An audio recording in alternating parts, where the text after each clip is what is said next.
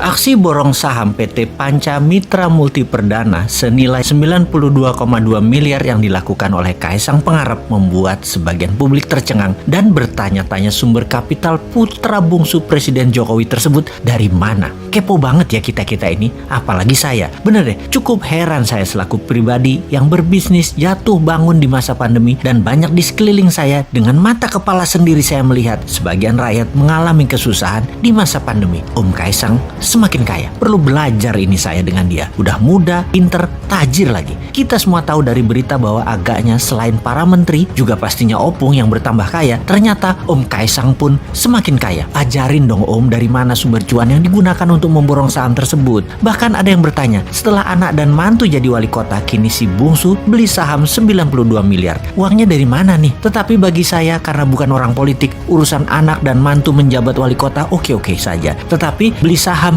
92 miliar, ngeces juga gua. Strategi bisnisnya pinter nih Om Kaisang dengan memborong saham PT Panca Mitra Multi Perdana, sebuah perusahaan yang memproduksi makanan beku berbasis udang. Total saham yang dibeli Om Kaisang Pangarep yakni sekitar 188,24 juta lembar saham atau sekitar 8% dari total keseluruhan saham yang ditempatkan di perseroan atau senilai 92,2 miliar. Kaisang membeli saham PT Panca Mitra Multi Perdana melalui perusahaan miliknya PT Harapan Bangsa Kita atau yang lebih dikenal dengan GK Hebat. Oke lah, selamat buat Om Kaisang yang dengan pintar memutar uangnya di banyak bidang. Mudah-mudahan pemodal yang memodali bukan mereka yang cari selamat dari kejaran hukum karena membakar hutang ya. Sekali lagi, kita ingin kepastian aja. Yang modali usaha Om Kaisang janganlah merupakan siasat perusahaan pembakar hutan untuk lolos dari jeratan hukum. Jangan ya Om. Oke lah, sekali lagi, Om sudah besar, sudah dewasa. Ayahmu presiden tak tercela dan tak ternoda. Dicintai 65% rakyat dalam 2 kali pilpres. Nama besar ayahanda jangan sampai tercoreng libido punya uang lebih dengan mudah. Sejarah panjang di Indonesia anak presiden yang berkiprah macam-macam